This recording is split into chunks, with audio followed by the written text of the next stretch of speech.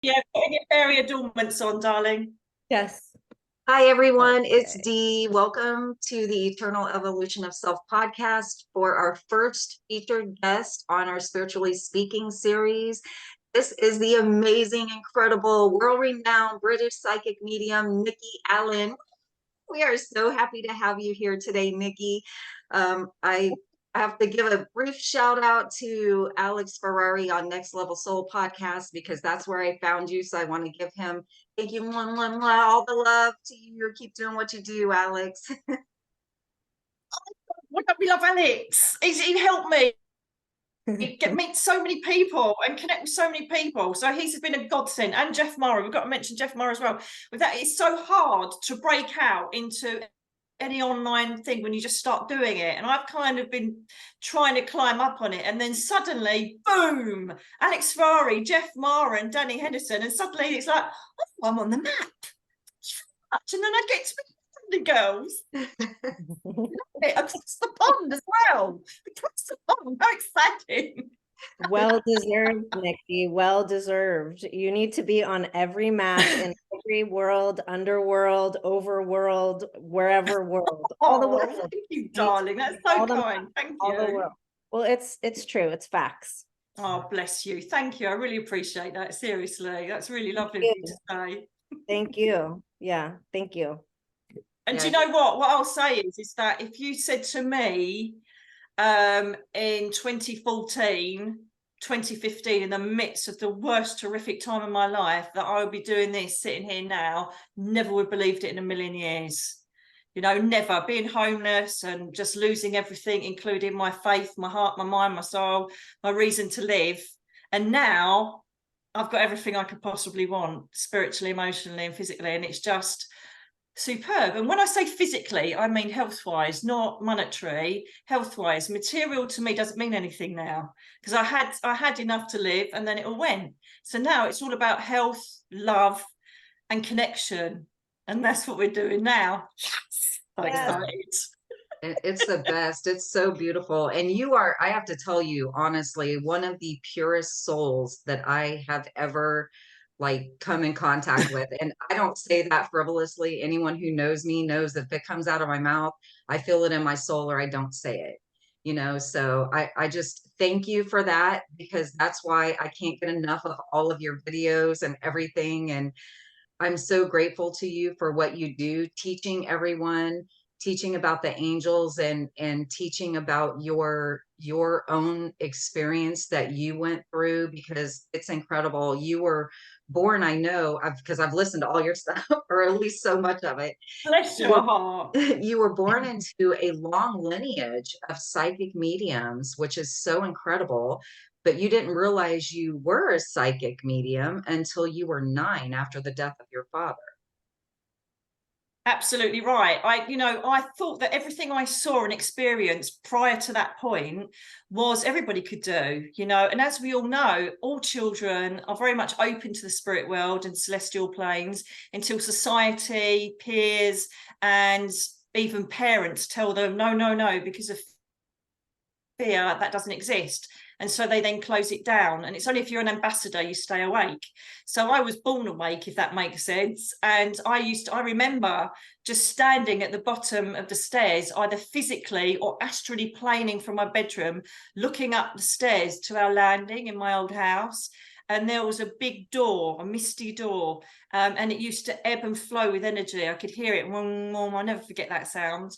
And it was bright white, and I used to sometimes fly up to it or even walk up the stairs towards it, and my mum would either drag me back because she heard me up in the middle of the night, or a force would pull me back and say, no, you can't go there, Nicola. I always say this, they call me Nicola up there, and I hate it. I hate Nicola, I really do, Nicola. So they said, no, you can't go there. And I realized later on it was a portal to heaven. And they were just showing me that I was literally next to a portal, a dimension that I could easily have access to.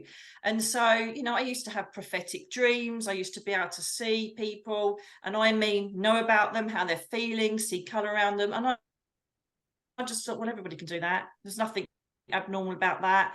You know, I'd go to my nan's and granddad's house and they'd have tarot cards out and crystal balls, tea leaf readings, and it's just, I thought everybody did it. I didn't really talk about it. And as you say, you know, the day, it was 2 days, it's always 2 days after a passing in my family or with friends or pets, they come back to let me know they're over and they're okay. And so that's exactly what my dad did. I was out walking with my auntie, with my dog, and I know we both needed to get out of the house. It was horrific. He was only 38. You know, my mum was 33 and she had 3 children under 9, which was me, my brother at 5, and my sister at 9 months old.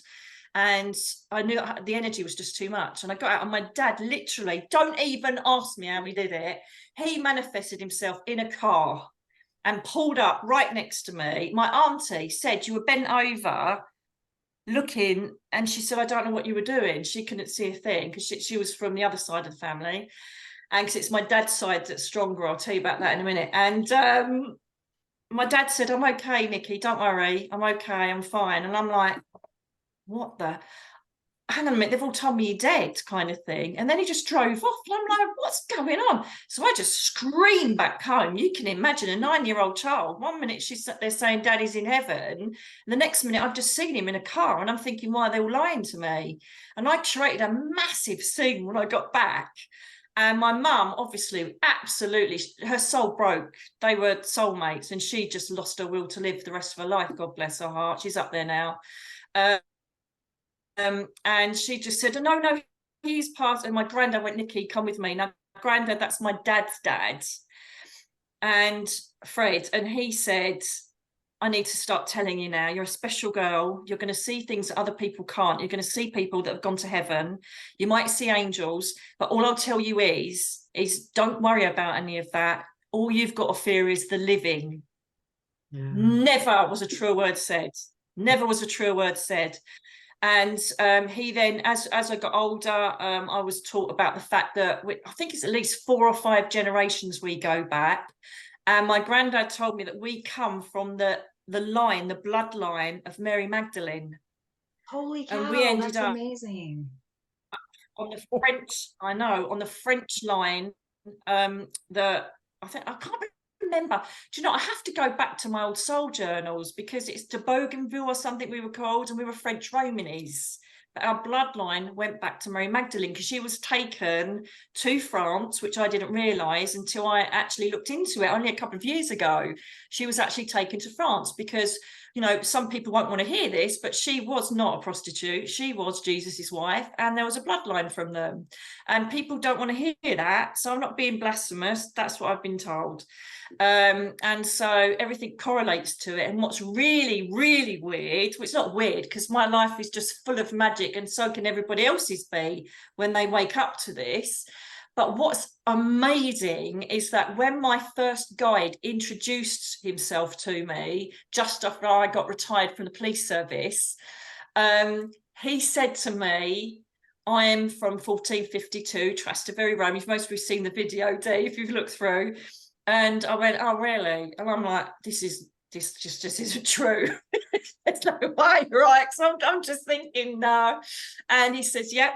He goes, you were welcome to the house of Mary Magdalene, or Mary Magdalena, in Trastevere, 1452 in Rome at St. Cecilia's. And then he showed me this church, and I'm like, and then Pope Nicholas V come and kissed my forehead and said, you were welcome here. Like, wow, this is all a bit biblical for me. Now, don't get me wrong, I adore churches. I've got a really weird love for churches and the smell of incense. But obviously, I don't adhere to religion. I believe religion is a man-made concept, for whatever reason, control, whatever it is. We all connect as one energy, and that's love, basically. Anyway, so I then come out of this meditation and I think, right, okay, then let's go and have a look and see if it's real. So I tried to Google it, and you know when it says server error and it keeps coming up that, you know, you can't connect to the websites that you're trying to search on. And I thought, you know what, I can't be bothered with this anymore. So I got a ticket to Rome. And I went there and I got in a taxi and said, I want to go to St. Cecilia's church in Trastevere, Rome. And he said, okay, or he went, see. And I'm like, okay then. So he takes me to this square and I look up and it was like a bolt of lightning. I just went, and I started crying in the car, and he's going, "Are you okay, madam? Are you okay?" And I'm like, "No, sorry, that's a terrible accent." And I'm like, "Oh my God." And I recognised it all. And it's exactly what Julianne had showed me. And I walked through the pillars that he'd shown me, and there was a waterfall, and I walked in and there was a bust of him. And he was a San Franciscan monk. And then when I looked into like all the write-ups of the church, in 1452, Trastevere, Rome, the house opened, the house of Mary Magdalena, where nuns were allowed to reside at the church with the monks in that year. And he called me Mary. And it was just a bit weird that I'd come from the bloodline of Mary Magdalena. And I then went to the Vatican and I found the script of, the crypt of Pope Nicholas V. And he presided over the diocese of Trastevere, Rome in 1452. So every single thing that I went to see if it was true was. And I've done a certain famous show where there was a certain parapsychologist, and I said to him, "What do you make of that then?" You know, as one of these parapsychologists, but he goes, "Oh, you just fell asleep in front of a history show." I went, "No, no, no, Oh no, my no." gosh. I said, "You know, you can be skeptical, but that's pushing it a bit. You know, there's no show about my guide from 1450." Maybe there will be. And then, you know, he's been amazing, Juliana. I know, he's literally channeled through me and spoke in medieval Italian that I've had to get translated. He's just amazing, and he's always with me. And so when you say about the channeling stuff that I started, I can't remember if you said it now before we started, but he's the one. He's so bossy, and he said, "You're going to start channeling what we say to you, and you're going to say it directly." I went, "Oh no, I'm not doing that." He goes, "Yes, you are." So and amazingly, it has been so well received on my YouTube channel. I literally, rather than me go up and get lessons and bring them down and go, "Okay, I've been up there," I actually do it, not live, but I'm recording as I go up. So I've got no clue who I'm going to meet. I've got no clue whether it's going to be an archangel or a guide. And I just go up to the Crystal Palace, the home of the angels, the source of the universe. And I just see who's going to talk to me. And then I just directly talk into the camera. It's just really amazing. And the stuff they say, you know, because they brought up the Palestinian and Iranian war. Not Iran, Israel war, sorry. They're putting me up and I can't go up. And yeah, so we talked about the war. We've spoken about all sorts of things. And that was a massive viewing, that video on the Israel and Palestinian war. And it was amazing because they were saying about how they're sending the seraphim, the oldest hierarchy of angels, down to pick up the souls, and that we need to concentrate more on sending love and compassion and thoughts of comfort to all of the victims, and this is the Ukraine and any other war, rather than focus on the atrocities, because that's feeding into the energy of the tyrannical people, the violent terrorists, all the rest of it. And then, you know, I just wanted to share that they say all the time, you have no idea as humans how strong your energies are. And when you send intent, you are sending a wave of energy. So if you all do it together, you're going to help heal all these souls as they're going over, and you're going to help heal the planet. And I'm like, wow. So I feel that all of us, you know, you enabling all of the beautiful people you're going to have on this fantastic channel and podcast, you are going to be enabling all these people to spread the word because of this big reset everybody's talking about. Us educating the people that will then come into the fold and learn how to send love out will turn this planet back to how it should be. And I never thought I would get into that. That's my answer. I don't stop talking. It's amazing. And I'm so grateful that you brought that up, because I think sending the love out to our planet and everyone on it, you know, and every being on it, because, you know, the wildlife needs our help too, because we're tearing down their habitat as quick as we can, it seems like. So I'm super glad you brought that up. And anyone out there who hasn't listened to Nikki's channeling, go to her YouTube channel and listen, please. You won't regret it. It's going to be well worth your time to hear it. It's beautiful. I know I am inspired Oh, every thank single you, time I lovely. hear it. And I'm like, oh my gosh, like it's so applicable to my personal journey right now. Like every single one I've listened to has this little, like, not even little, but like this flow that's just like happening in my own life right now. And just like, for instance, your Oh, I'm last so one, I was pleased. telling Sam, I had in a dream and then in one of your meditations, because she has great meditations.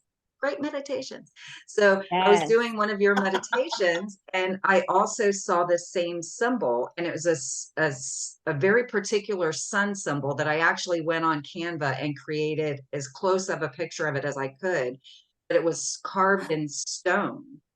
And then in your last Wow. channeling, you said something about two suns. I was like, she's talking about suns right now. And she said two, and I've seen it twice.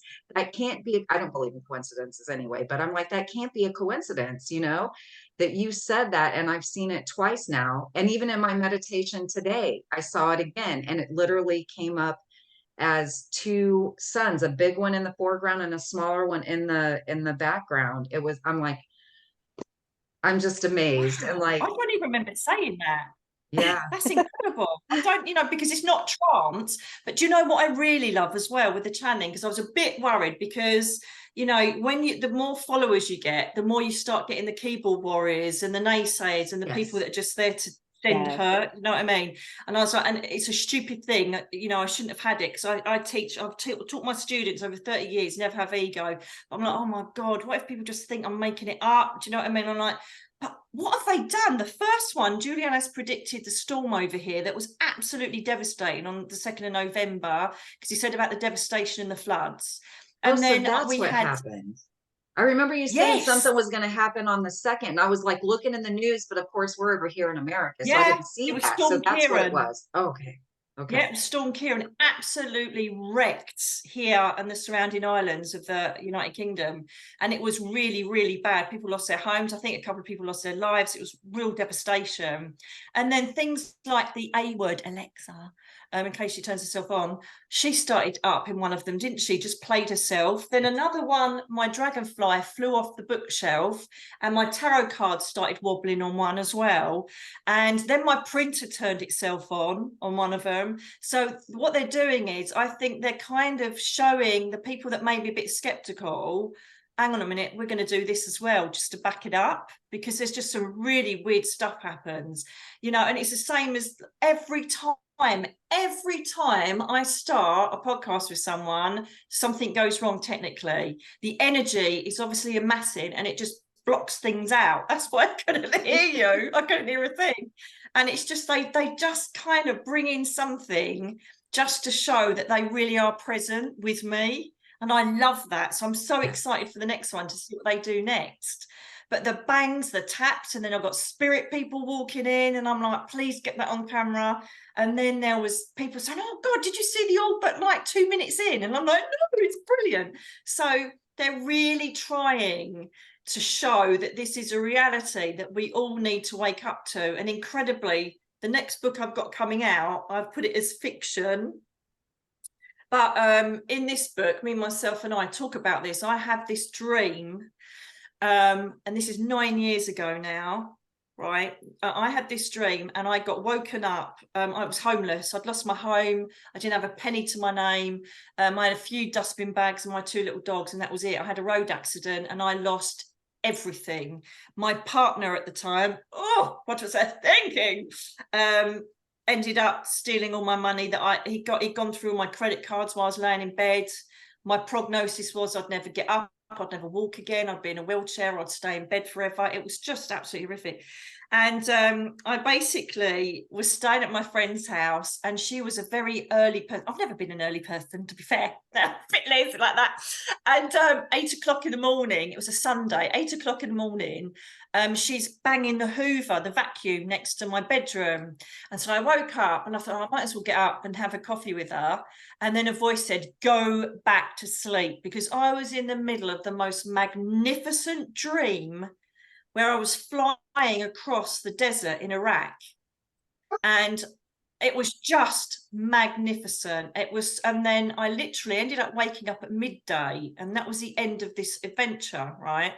And then I realized it was lucid. It was so lucid. It was a download. It wasn't a dream. And I ended up, even though I was severely disabled, sometimes I woke up, my eye wouldn't work, and other times I couldn't think, talk, write, hold things. It was horrific. Because I'd got this brain trauma injury that led to ME, chronic fatigue syndrome, and fibromyalgia, which is the mainstream, it is exhaustive, beyond exhaustive chronic fatigue, and the most excruciating pain in every nerve and fibre. And but I had to write this dream out, and I did it in 3 months. How I did it when I was so severely ill, I do not know. And incredibly, most of what I've written as a story has come to pass, including the arena bombings and COVID and things like that. So major things that have hit the world is in this story. So I started thinking about it, and I went up to my lot and said, what's all this about? And they said, well, most of it is prophecy, and you need to now put it out now. I went, what, this year? And went, yeah, put it out. And I'm like, it's fiction though. You know, I do non-fiction. And they said, put it out now. This is time, people need to hear this. And what the story premise is, and it goes right back to what we were just talking about the planet, is there is a court held up there with galactics, you know, people from other planets, the god, whatever you want to call him. I call him the omnipresence, they, her, whatever you want to call it, the source of the universe, and various other, you know, there's Archangel Ariel up there, there's all main archangels, and they have to have a meeting about Earth, right? And the meeting is, Earth is dying, humanity's killing itself, they've lost their way, they're too egotistical, it's full of tyranny, pain, fear and war. Animals are being abused, the planet's being abused, children are being abused, it's all gone wrong, basically. Last time this happened, we wiped the whole planet out and we flooded it.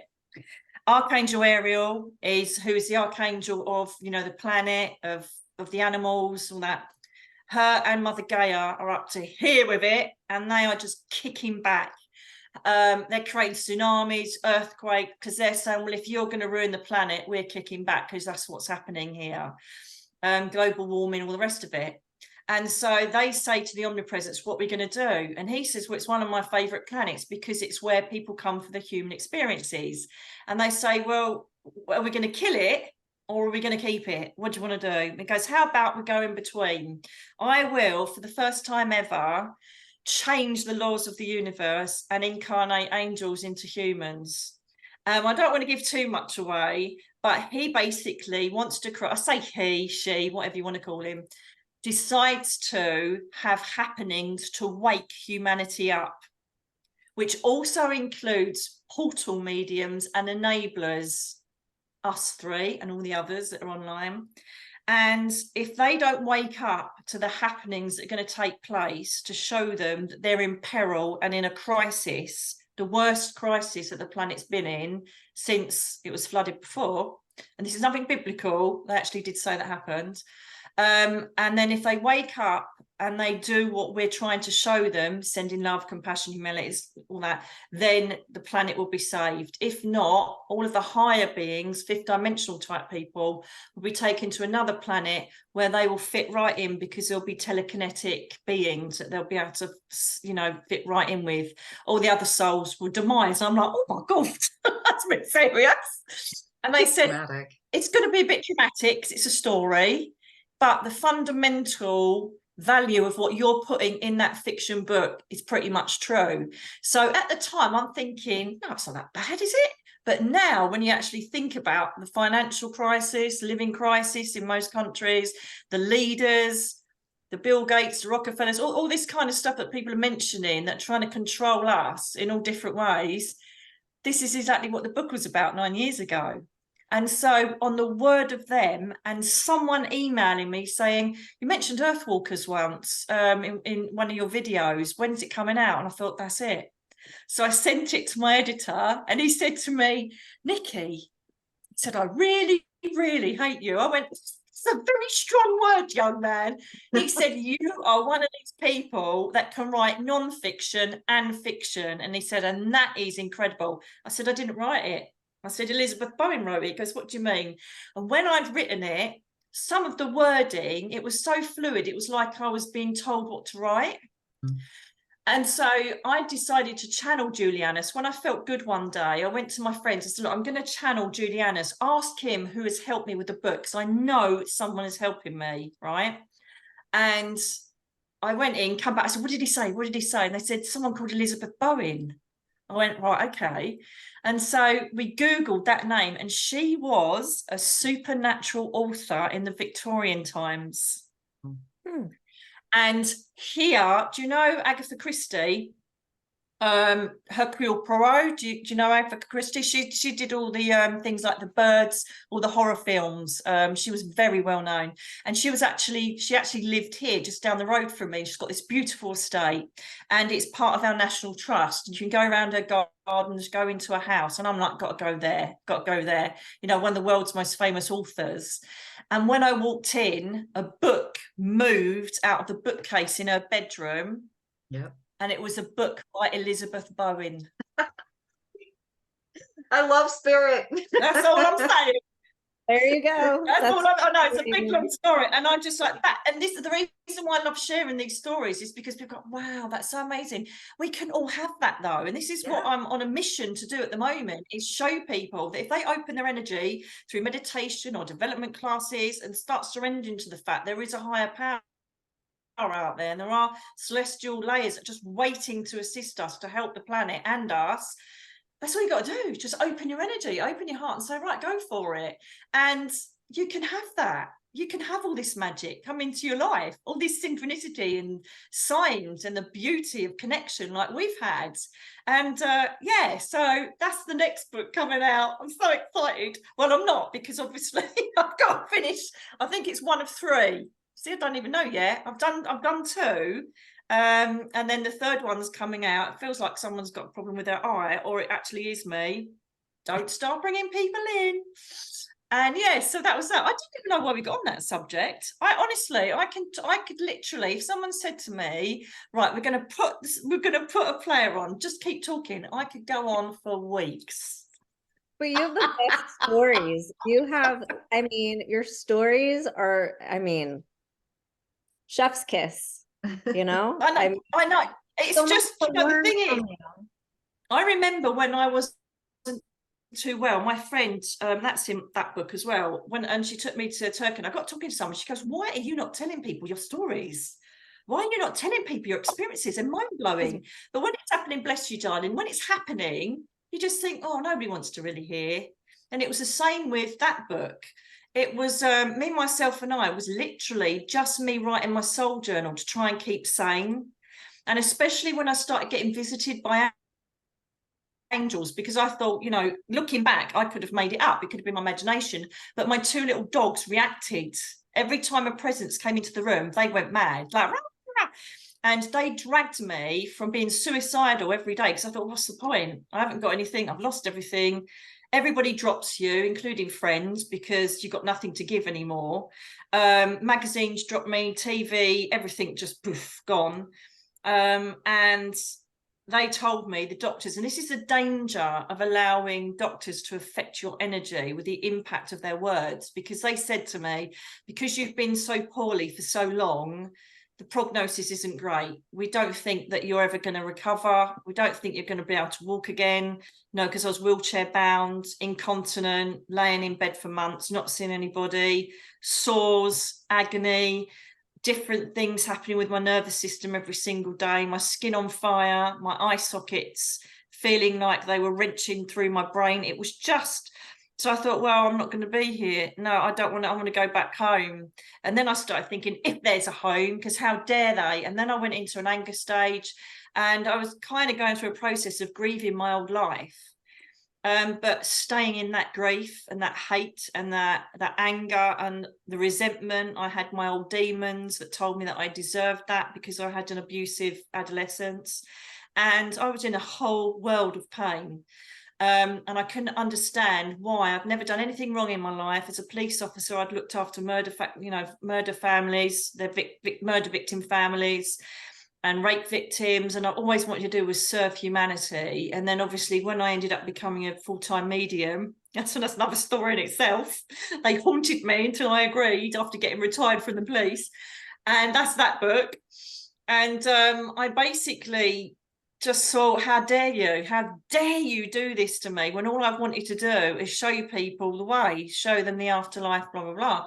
And so I lost my faith. So when people say, oh yeah, it was easy for you, it wasn't, because I hated them and I closed my energy down. I didn't want anything to do with the afterlife, angels, spirit people, spirit guides, ascended masters. For all I care, they could burn. That's how I felt. And they dragged me back, kicking and screaming, you are meant to be doing good things on this planet. No, I'm not. Go away. And I had angels, seraphim, guides, ascending masters in my bedroom, and I'm laying there incontinent with about 6 towels from the last week, just wetting them. I'm going to be honest and brutal, because there's no holds barred in the book, because I wanted to show how damaged I was and how bad I was. Because there's nothing worse than people going through the dark night of the soul or a crisis, seeing someone go, oh yeah, well I'm a lot better now. Yeah, I got through it. Because at that time, when I was in my hell, I would have gone, I don't care. Who do you think you are? And so for you to then say, I've been there and I was at my worst and I was suicidal for years, I just couldn't do it, because as a police officer, I know that I wouldn't be found for ages, and there's no way I would have put my fur babies through that. It's the only thing that stopped me. Right. And interestingly enough, I had a reading a few years before where someone said to me, your little dogs are going to save your life. And I thought, how are they going to do that? And they did. And when I decided one day, either surrender and just say, right, okay, if you're there, come and help me, or kill yourself, Nicky. Which one are you going to do? Which one are you going to do? And I knew I couldn't do it. There were bottles of morphine next to me, and I could have done it in a split second, quite easily. And I used to look at them longingly, but I just could not do it because of because of fur babies. Obviously not. There was a bigger plan. And so this is in the book as well. And even now I think, what are you thinking? It's the best thing I ever did. It was freezing cold. I was living in a cemetery, right? Just find out if you want to know how. I ended up living in a lodge that the keeper used to live there to maintain the cemetery in the Victorian times. And I was living in that lodge. Don't ask me how I got there. It's a miracle in itself. Mm. And I was living in this cemetery, and most people were like, are you mad? Because like the nearest grave from the 1500s, I think it was about 2 foot away from the lounge. It was just so cool. I loved it. I would do it. I would totally live there. Nobody needed. And how many people? Yeah, because I was differently. How many people must have Do you know come what, though? or did anyone? I'm not gonna lie. I had the light on for the first 2 weeks. I was pooing my pants, right? I'm thinking this is gonna be horrific, because people had said, oh, you know the chapel in the middle of the cemetery? I went, yeah. And they said, oh, that was the morgue, and the bloke hung himself there. And I'm like, oh my God, I'm just gonna get all, because I'm in such a low energy, I'm gonna get all this low energy. Not one single spirit. Not one. And what happened was, Julianus came to me. Oh, hang on a minute, let me just do the surrender, and then I'll give you what happened then. So, and this is a beauty, and this isn't just because of me. Everybody can experience this if they surrender, right? So I had no clothes on. It wasn't worth it, because I was either sweating and they were soaking wet. So I just laid on towels, right? Because you can't monitor or maintain a particular temperature. The regulator in your brain goes to pot with ME and fibro, and so you can either be boiling hot or freezing cold, and then you can't regulate it back to normal again. So I went out. It was a full moon. I didn't realize it's a full moon. I thought, right, I choose surrender, and if they don't create any miracles, then that's it. It obviously doesn't exist. I've made it up my whole life. My granddad's talking a load of rubbish. Obviously, imagine my dad. I've got all this going on in my head. I've said I've made it all. Total skeptic, hated everybody, hated everything in the planet, hated myself. And so I went down, there was naked. I had a fleece on. Oh my God, that's another story. The fleece. walking through the cemetery with a lamp, and someone thought I was a ghost in the middle of the night and nearly crashed their car. I shouldn't laugh because they could have crashed. So anyway, I literally thought, well, I'm not going to kill myself. I'm going to surrender. So I go out there. It's absolutely freezing. It's February, right? There's frost and ice on the ground. I'm standing there and the dogs are looking at me like she's totally lost the plot, right? And I take off my robe. I'm naked, right? And I look up to the moon and I sat lightly as I'll end up crying. And I literally looked up to the moon and I said, I'm showing you my vulnerability as I came into this world. I cannot do this anymore. I know that I'm not going to take my own life. So I surrender to you. And I just ask for your help now because it's all I've got. You know, if you're there and you're supposed to be there, I welcome you in and give you permission to come and help me because I'm done. I just can't do this anymore. And then I went upstairs, cried for hours, and then eventually fell into an exhausted sleep. And the following morning, there was a hamper on my doorstep, food, drinks, all sorts of things, fruits. And I'm like, what's all that about? And it was one of my old healer friends who I hadn't heard from for over a year. And I didn't know it was from her. It wasn't until she emailed and I eventually decided to pick it up in my depression a couple of days later. And she said, oh, I hope you enjoyed the hamper. And I went, what did you bring that for? And there was a crystal in it as well, a healing crystal. And she said, I don't know. I was just told during the night, you must go and help Nicky because she won't ask herself. Yeah. And that led to her coming, doing healing sessions. And then Julianus came into my room very shortly after the surrender, and the whole house went dark, and it was in the afternoon. And it was like a plane was flying over really low. It was like this big dark shadow. I'm like, oh my goodness, what's happening? And he said, these are the seraphim. Okay. And I know the seraphim because I realized when I was teaching once in a workshop, the seraphim were with me during my abuse because I recognized the song from all those years back. When my mum married an awful soul that was very, very violent. And so I said, oh, the seraphim are here, are they? And I'm still a bit, whatever. And he goes, yes, the seraphim are here. And then the whole house went black. And he said, that isn't darkness as in darkness. They are bringing in a protective shield of love. And you will now grow. You will now be grown and we will protect you. Nothing bad will come in to interfere with your healing process. And from that day, I was so naughty. I had angels, right, visit me. I knew kind of like the mainstream angels, you know, I'd done the show Angels. I knew the mainstream ones. But this this angel turns up, I'm Metatron. I went, that's a made up name. That's a transformer from the movies. Metatron. That's rubbish. And then there's all this purple light in the room. And I'm like, whatever, you're not an angel, just go away. And then I Google it. I'm like, oh, it is an angel and it's purple and it's coming into assist me. I'm like, oh my God. And then this other one, Raguel, I've never heard of you, mate. I literally was still very angry and very disrespectful. How they stayed with me, I don't know. And he goes, I'm going to help you deal with your debt. And I'm like, right, whatever. And I realized that I kept getting things sent to me. I had pale blue around me. My whole room was pale blue. Never, ever have I liked that color. And it eventually transpires. I also found an angel with a pale blue ribbon on it in the middle of my hallway. Don't know how it got there. Transpires that Raguel works on the pale blue ray. Well, that's impressive. And then he said to me, get on the phone, speak to the banks. So I'm not doing that. I can't handle it. He goes, get on the phone and speak to the banks and the bailiffs and the collection agencies. And so they taught me a lesson in transparency. I was always a very proud person and my insecurities were hid behind my detective badge, and they were hidden behind Nicky Alan, the TV, you know, great medium and all the rest of it. And then suddenly I was bare. I had nothing to hide behind. So I literally was faced with myself. And so I phoned up and I just said, hello, you're a bailiff. You've been harassing me for the last 2 years. I said for money that was stolen from me, but because he wasn't put in prison, apparently I've got to pay it. I said, good luck with that. I said, I've been told that I'm never going to get out of this bed. and that I'm going to rot away. So if you want to drag me to court for a pittance that I can't even pay, I said, shall I tell you what I've had to eat this week? I said, a packet of biscuits, packet of cookies. So because I can't afford to buy myself food, I can't even get out of my room on my house to go and get food from the grocery store. So if you want to crack on getting £1 from me every month, or if you want to take me to court, just let me know and I'll make sure that I've got a nappy on for when you take me. Oh my gosh. Hang on a minute, Nikki. please. Hang on a minute. And then they'll come back and go, okay, we've wiped it. And I'm like, oh, thank you. And I'm not going to lie, a lot of it was through tears that I was saying this to these people.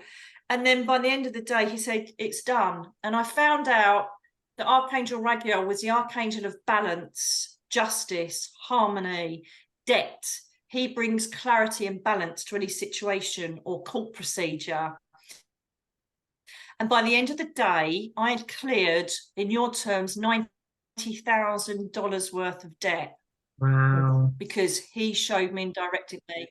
And then when they started forcing me, and I mean force me, it took a bird of prey to come into my bedroom and start saying, you will do YouTube. I'm like, oh, no, I won't. There's no way. Because I used to be someone, I know I've got makeup now, but I feel good today. I'm on a good day today, right?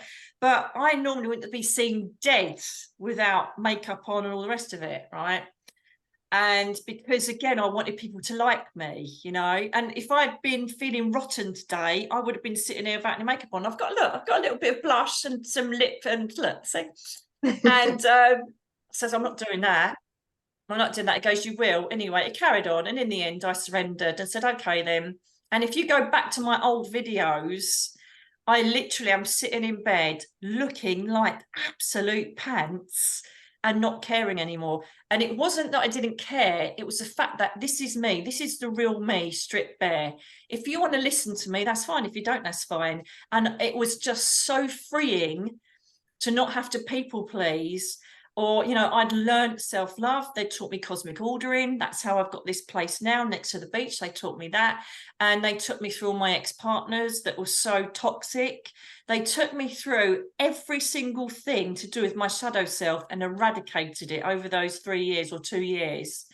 And so now I sit here completely real. And I think that's why things of, you know, my dad predicted this was what's happening now. He said, you'll be working completely differently. It won't be about the afterlife. You'll be teaching humanity about how to deal with their experiences down here. He said, you're going to work on the biggest, most deepest, profound level you could ever imagine. And I thought, what's he talking about? Because he come and visited me in 2014 because he knew what crisis I was in. So he obviously got some permission to come and see me because he was there for 5 minutes solid, my dad from spirit. And I totally get what he means now. And everything he said was right. And also, you know, he was in the back of my mind, that prediction that I was going to make it. And by 2019, I'd be settled, which I was in this house. And then they said, your next awakening, this is incredible. Your next awakening will be when you see, my dad said, when you see this symbol, he goes, that is when you know that your new life will completely begin, right? So it was a circle with a triangle under it. Mm-hmm. And it's like the circle integrated with the triangle. And I thought, never seen it before. Don't know what it's about. And every time anybody sent me anything, I was trying to read into it to see if it was a publisher or I just didn't know what it was. And oh my goodness. I went over to Florida to do a conference. It was fantastic, the Galactic and Spiritual Informers Connection. And Elena Danan, what an absolute amazing woman. She's a channel for the Galactic Federation and for the other planets. She's incredible. And the first slide she put up was the symbol. That's and incredible. It's the triangle incorporated into the circle. And it's actually the symbol of the Atlanteans. And I'd been told years ago from my guides that I had a previous life in Atlantis. And I was like, no, you're all right. I can do spirit world, but, you know, Atlantis, don't know about that, even though I'm obsessed with mermaids. And then literally during the time she was talking, all these flashbacks came back of me fighting, because I dream regularly of me fighting as almost a mermaid type person with a trident, and I was fighting in colonial wars. And Darren says, wow, what adventure did you have last night? I'm like, oh, it was amazing. It was amazing. I was like fighting with these different beings, and we were fighting against these other people that come from another planet, and we were defending the colonies underwater. And it's like, wow, she touched everything she shows in her presentation at the conference. I'm like, I dreamt that. I've seen that. I know that. I know the trident. And I just absolutely was blown away. And so since then, that's when everything's gone boom, because the Alex thing was obviously just before, and suddenly everything has just escalated to the most hugest amount of followers and email. It's just gone. I've had to get a personal assistant now to deal with the hundreds of emails that come in. And suddenly there's this awakening of me thinking, this is it, I am rising. So that says the rise and fall, it should be now the rise and fall. And then the next book should be the rise, I think. I said that in a video, I think, on my YouTube channel, because it's just gone magically magnificent. And I'm sitting here talking to you across, it just blows my mind. I'm just so humbly grateful. And the fact that if I'm surrounded by people now who watch the videos, even if I'm sitting in my bed or I'm sitting here without my makeup, I haven't brushed my hair, it doesn't matter, because I haven't got any ego left to worry about how I look. I'm just here to help humanity. So it doesn't matter if I've got lippy on or not. I will do what I need to do. And if people can't accept that, that's fine. And what I'm trying to get across is the transparency of who I am now is so freeing that I don't have to hide behind anything. Take me as I am, you know. And the thing is that I have got a bit of a potty mouth, which I try and be really good. Me too.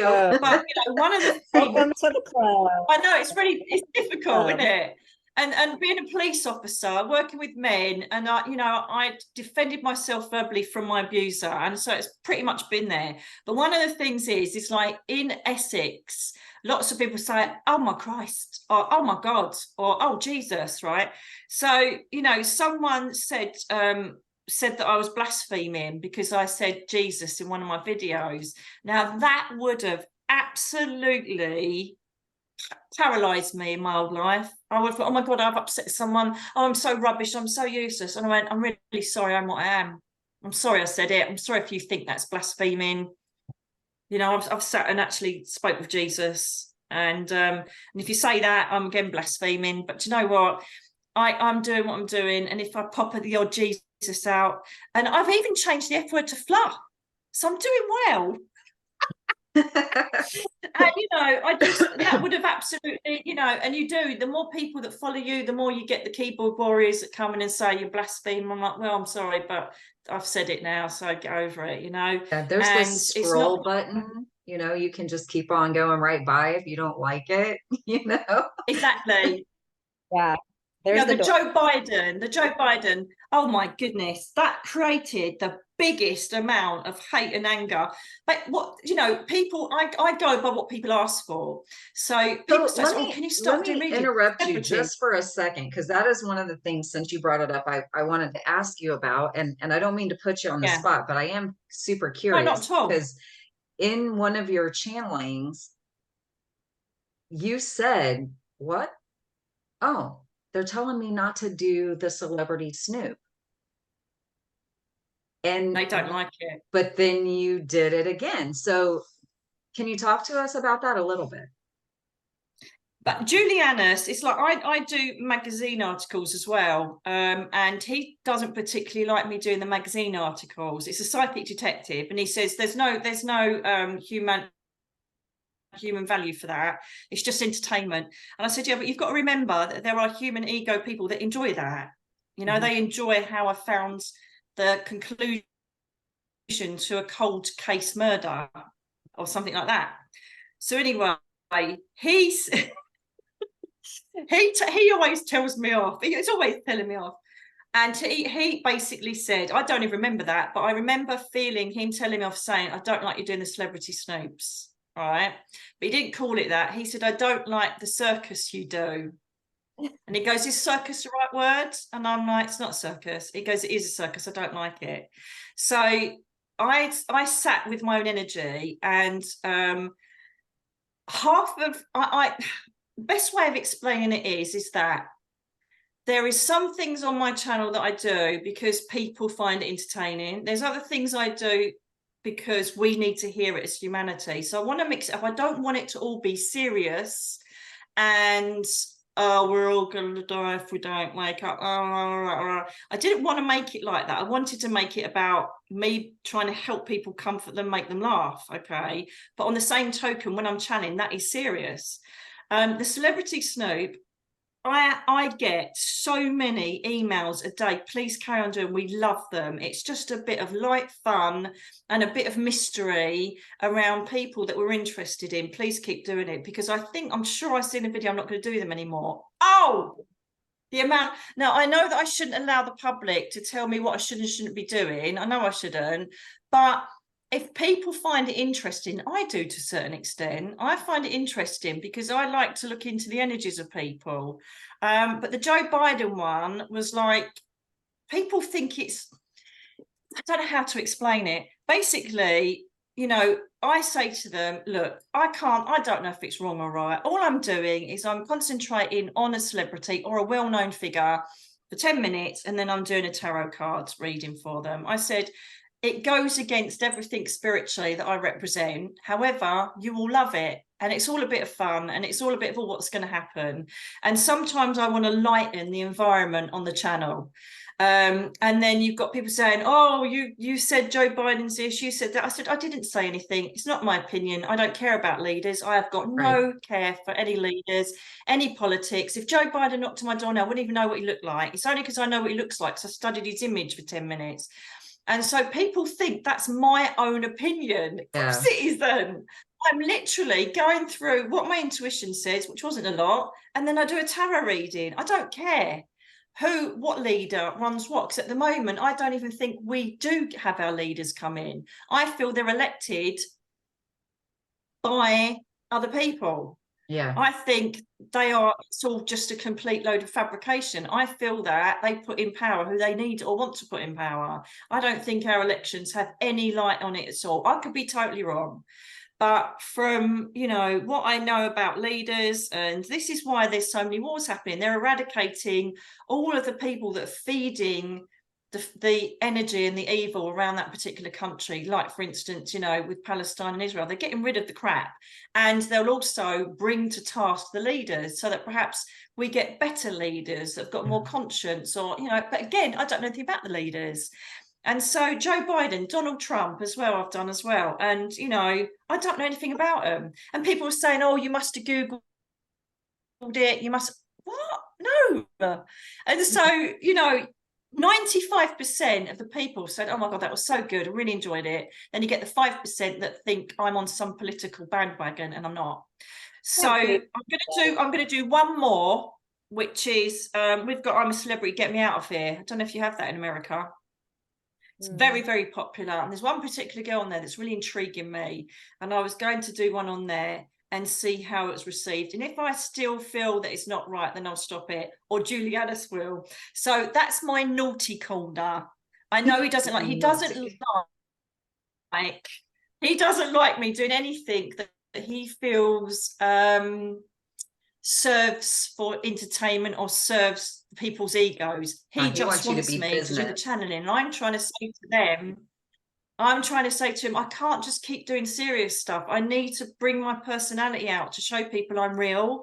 Because if I just sit there channeling all day, people are going to scroll past if they don't know who I really am. They'll just think, oh God, what is that nutter doing? And I just feel like I need to bring variety into it to educate, but also just to have a little, I know it sounds awful saying fun, because I'm not doing or saying anything that's going to condemn these people or promote them. I'm just going, oh, let's see what the cards say. And to be honest with you, most of the ones I've done, it's whatever's happened or transpired has happened. Yeah. You know, so they have rung true. But, you know, Donald Trump, the cards, if I remember, Emperor came out pretty towards the end of the reading. So I said, oh, perhaps he's going to get back in presidency. I don't even know if he's running, don't know anything about it. All I vaguely heard someone mention was that he was being investigated for things. That's all I know. And then the Emperor, amazingly, the Emperor card came up towards the end of Joe Biden. So I said, oh, perhaps he's going to run for presidency. Perhaps he's going to get it. This is what the card says. But it doesn't mean anything. Right. It's just showing people how the talent work. Do you know what I mean? Yeah. So if it gets to a stage where it doesn't flow, then I know that they're saying that's enough. So I will give it another couple of cheeky goes, but if they're like, no, then I will stop, because at the end of the day, they are the people in charge of what I do. They are my bosses. But for the time being, I'm going to see if I can get away with it. What do you think of them? You know, putting you on You have to the have spot. fun. What do you think of them? And I know Dee probably has something to say on this, but just really quick, you have to have fun in life. I totally appreciate that you're bringing, you know, your authentic self 100%. And part of your authenticity is you are freaking hilarious. You're so cute.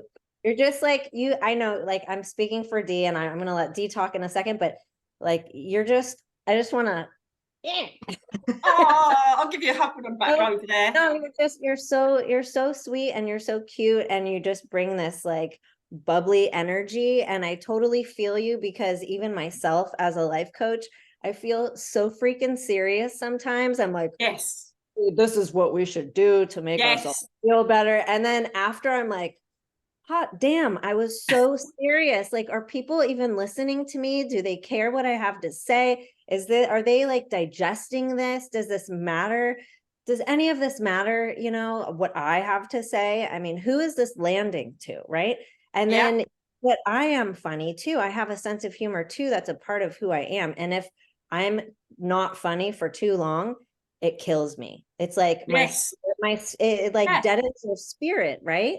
Yeah. And you are all about spirit, as are we. So if you're not bringing the essence of who you are to the table, which essentially is that comedic part of you, then it doesn't feel like all of you. So you want to bring all of you to the table. I totally get it. Listen, I get it. Whatever these spirits are telling you, I understand their side. I get it, because you have so much work that you're already doing. But how can you not listen to yourself a little bit? Because after all, you are an earth angel, if you will, right? Exactly. And that's what I said to him. I'm like, oh, come on, lighten up a bit. But sometimes he can get, when he first started working with me, he was so serious.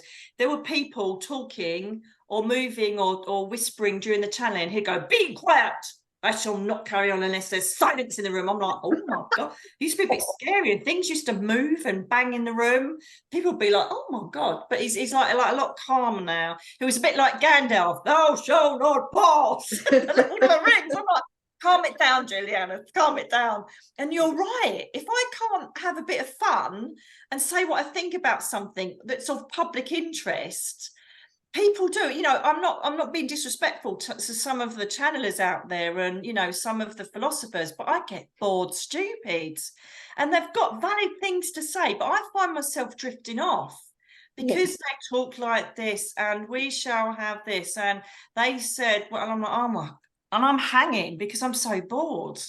And the problem is, we have to reach ego. We have to reach human beings that aren't open to the light. They're not awake. And I have to reach them and bring them into the fold, you know. And if you're going to sit there going, oh, and my guide said that if you don't do, they'd be like, scroll on, you know. But, you know, you do, and you have to do part of it. It's like, for instance, right, this is hilarious. This is so good, right?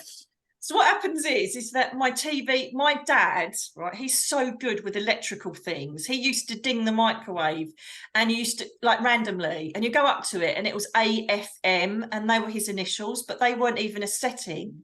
He just used to light them up and ding the microwave. Kettle goes on, lights flicker. He just plays the Alexa and plays other things and puts Bridge Over Troubled Water on all the time. That's his song, right? So then the TV starts to turn itself on. This is November before, right? November last year. So I'm like, so I've gone in there and thought, obviously I haven't switched it off properly, right? So switch it off, go back to bed. Then the following night, TV's back on, right? So I'm like, and then I noticed it's 333. Right, and did you just hear that? Please tell me that comes out. There's a huge bang over there. Please let that come out on the recording. Hello. So, so then it goes again.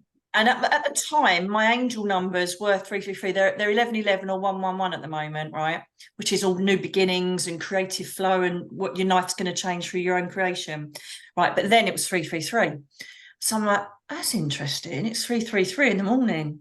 It wasn't interesting for Darren because he's got to get up for work, right? And he's going, you've got an internal alarm on there. There's an internal alarm or something. It's also because, you know, we're kind of a bit skeptical then. And so I went, no, that's my dad. I'm telling you. He goes, no, it's not. It's an eternal alarm. I went, okay, then. So the following night, right, it comes on not at 333, but like 313. And I went, really? So if it's an eternal alarm on the thing turning the telly on, it will be set at a certain time, wouldn't it? So that's out the window. Cut a very long story short, for a month, right, for a month, the TV turns itself on every night, okay, even though everything is switched off. And so... Yep. No. Did you hear that? Is that you, Dad?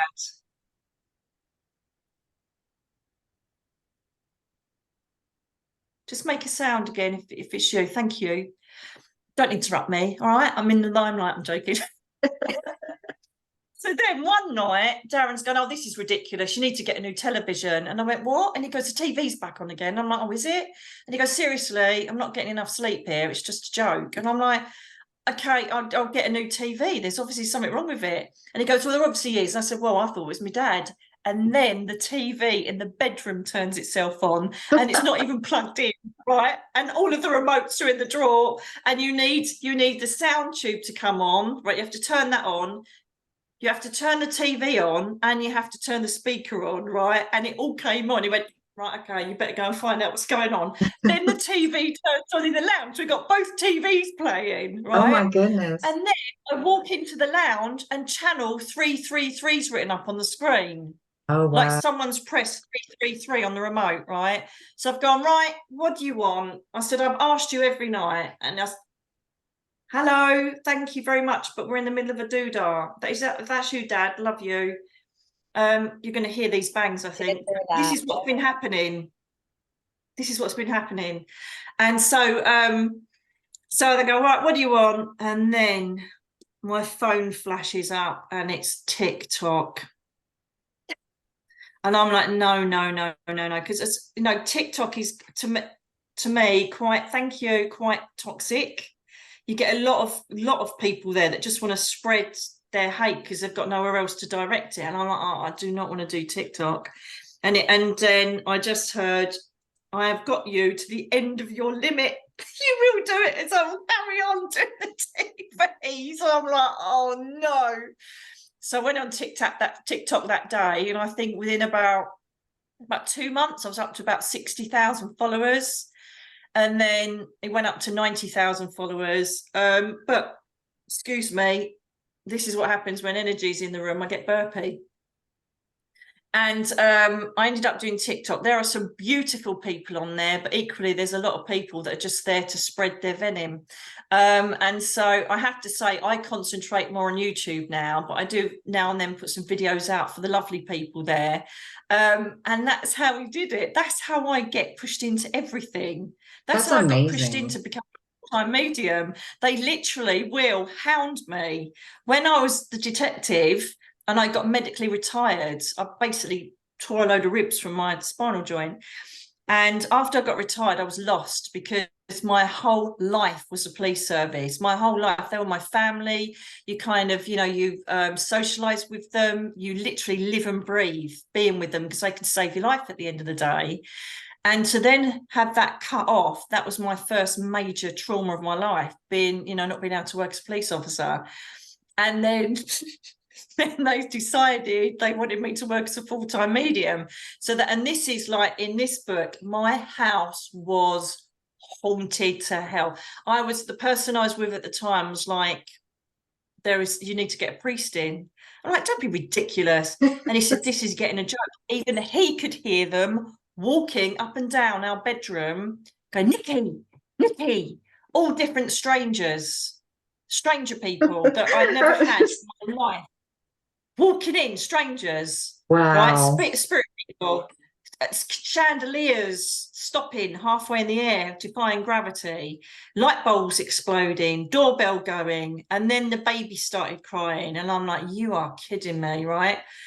And this baby was like a, you know, like a newborn baby, like kind of sound. It was, and he could hear it as well. Wow. So I knew I wasn't making it up. And he basically said, this is getting ridiculous. Same as Darren was saying, this is getting ridiculous because I can't get any sleep. And my friend ended up phoning. I said, I don't know what to do. We can't, I'm going, go to the light, go to the light. And he's going, will you just F off? I said, you can't talk to them like that. He goes, I can if I'm not getting any sleep. So my friend phoned up and said to me, I'm really scared. She said, I'm going to see a medium because, you know, they tend to go to other mediums because I know everything about them. And she goes, I'm really scared. Can you come with me? I'm like, oh, God, all right then. So I turn up to this house.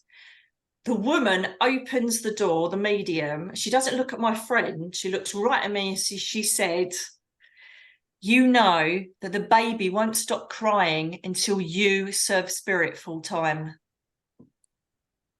What? Yes. That's what I said. It's That's so like crazy I to said, me I went, how spirit what? just bosses you around and you're like, no, I'm not doing it. And they're like, yes, you are. I know. And she said, you heard me. She was Irish, beautiful lady. She said, you heard me? She said, you've got to dust yourself down because you're going to now start working and everybody will know you for what you do. Like, what are you talking about? Like a detective, you know, and being like psychic mediums, all my family are. My brother is an exceptionally incredible medium and health intuitive, Richard Morley, my brother. And we all are. My sister is, we all are. Everybody's got it. And all the nieces and nephews are now, you know, even my niece yesterday heard my mum from Spirit go, Jess, and everybody can hear it and do readings. And so literally, you know, you just get to a stage where you just say, right, okay then. And she said, I'm having you in my circle next week. You will be coming. I'm like, okay. So I came to a circle. Within a few weeks, I was doing my first demonstration in front of 120 people. And they were all like this, oh, not seen her before, is she any good? And then the third link that came through was a man who drove off a bridge on a motorbike. His name was Mark. His mate's name was Rob. He said, my name's Mark. I drove off a bridge, but before I killed myself, I went to see my mate Rob at the Royal Oak pub. And I'm like, if someone don't understand that, we've got a problem. And someone went, oh, that's my husband Rob. That was his best friend Mark, blah, blah, blah. Thank God for that. So that just went woof. And I thought, do you know what? I might do a couple of readings at my friend's salon. And so that inspired me to start doing readings because obviously, you know, I haven't got a job anymore. And the first day that I came back from doing my first reading as a psychic medium, handing out a business card, the baby stopped crying. And so my house was at peace. And it's like, do you know the film Ghost with Whoopi Goldberg when he's singing 99 bowls of beer and I'm Henry VIII, and she goes, okay, I'll do it. It was like that. Yeah. If you know what my favorite film that is, obviously. And it was literally, they were relentless. They were, because as I say, you know, all of my lot of mediums, it's like a busman's holiday. Why would I want to do it for a job? No, I was a roughy tufty copper. I wanted to do investigating something or a fraud investigator or something, which I did for a little while, but that didn't work out. And I just like, no, I don't want to do this. And they had other plans. Thank the Lord. And well, not the Lord. That's just a saying. There isn't a Lord in my eyes, but thank the angels, because I wouldn't be sitting here now. I wouldn't be sitting at the most content, most comfortable, most freeing part of my life talking to you. So thank you for doing that. But they did haunt that house. Oh, did they haunt that house? And I call it haunting because it literally was like, I thought, oh my God, I've brought something in here. But these people were lovely in the bedroom, but they wouldn't let me sleep. Nicky, Nicky, Nicky. And then it'd be a Nicky, Nicky. I'm like, oh my God, please just leave me alone. It really was like that. And for my partner at the time to hear it. Yeah, That's incredible. You could hear it as well. They're like putting the underline and exclamation point. Listen. Yes. Yeah. Absolutely. So let me ask you a question, Nicky. when you, before you had your accident, did you get any nudges from spirit? Did they come to you and say, like, you need to be doing this full time, and you were just like digging in your heels and not wanting to do it? Or did that just happen, you know, like out of the blue? Because I know a lot of times we get nudges by the universe, and then when we, you know, don't listen, we get a little bit harder of a push. And then when we keep not listening, that's when we get the smackdown. So did you get the little nudges before you got the smackdown?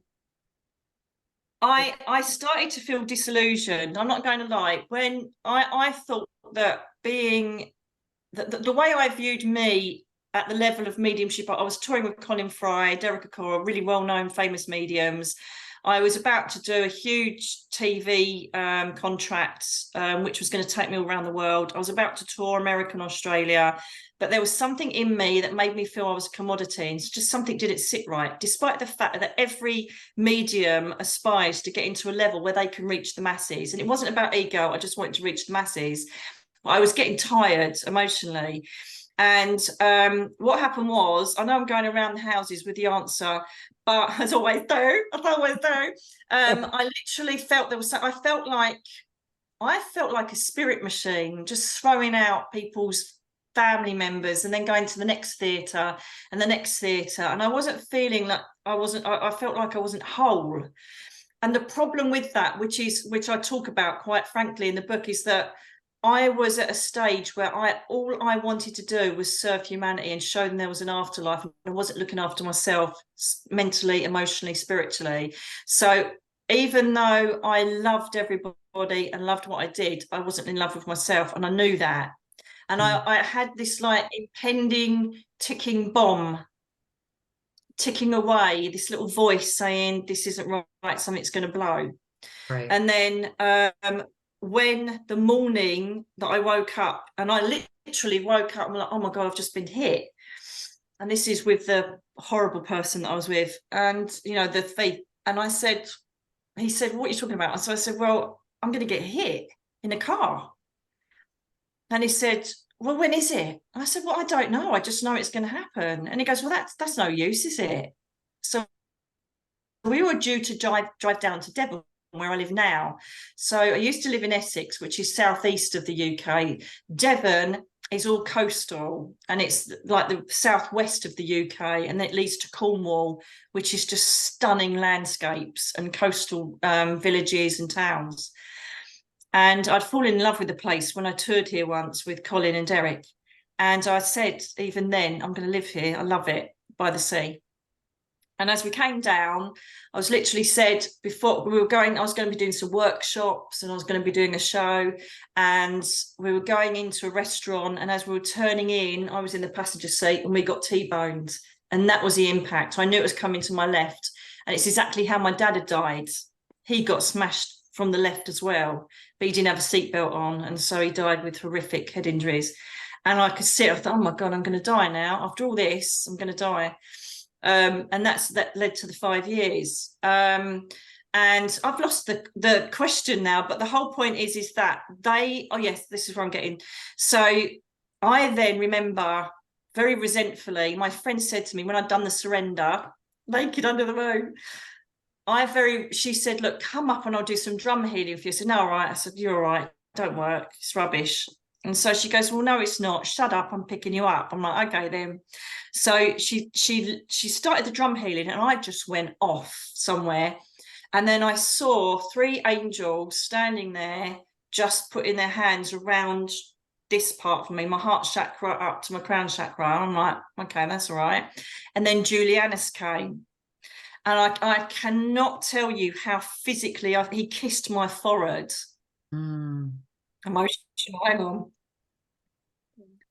He kissed my forehead and he said to me, my darling Nicola, he goes, do you even think for 1 minute that we will put you through this pain if we didn't need to? Yeah. And he was holding my face and I could physically feel the heat. And I nearly opened my eyes because I thought someone is actually touching me. But then I knew it was him. I could physically feel his presence touching me and kissing my forehead. And I said, well, why why has this happened to me? And he said, you were so far off your divine path through your own ego and your own thought processes and your own self-loathing that you took yourself into the darkest forest and we couldn't reach you. So we had to intervene and bring you back. He goes, the problem is, and then he showed us standing in a dark bramble woodland, like thorns and overgrown brambles. And he said, the problem is you're going to have to now walk back there to get to your path. And I'm like, ah. And he said, put it this way, it's like a thorn. If you have a deep thorn embedded into your skin, he said, it's still going to hurt taking it back out, but then it can heal. Wow. And he said, that is where you're at, my darling. I'm going goosey. And he said, that is where you're at. And so he goes, so you're going to have to go through so much pain to get back to that path. And then he said to me, and we're going to start putting those coals, and one day the fire will light and you'll know. And I remember one day I literally was just half asleep, just laying listening to birdsong in the garden. And I suddenly felt myself on a path. And oh my God, I'm going emotional again. I was on the path and my dad held my hand. And I've got Julianus, Carl and Catherine were around me. And we were walking along the path. And Julianus tapped me on the shoulder and he goes, see over there? And my dad squeezed my hand. I went, yeah. He goes, that's where you were. And look where you are now. And we walked with such joy and such clarity along that road. And I think I came out about an hour and a half later and it felt like 5 minutes, because obviously, you know, we have TikTok time here that Julianus calls it and they don't. And I just knew then that something magical was going to take place. And that's when everything did start taking place. I managed to get home. I managed to get, you know, cosmic order. I managed to meet my soulmate, which I never, ever thought I would. But like attracts like. You love yourself, you attract love, and you attract the right energy.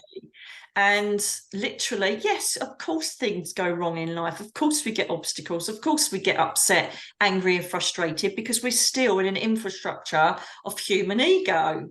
However, I've got tools and I've got practices and ways, you know, it's like I'm sitting here with my lovely crystal from Kissimmee, and I've got practices, both spiritual and mental, that I go through. If I start finding myself going down a rabbit hole, like the Joe Biden thing, I'm like, I'm so bad. No, I'm not actually. It's just done and that's it. And I literally find I've got tools that I now teach other people, like for instance my Prism Living course, and I'm doing now currently trying to get the time to finish Living with Angels. I'm trying to be the hand that holds humanity when they're finding it really difficult on their human experience this time round. And I'm trying to show them the bigger picture, that it may seem huge what happens to you, and please don't think, anybody watching this, that I am, you know, making trauma like, you know, some horrific things people come to me about that have happened in their lives.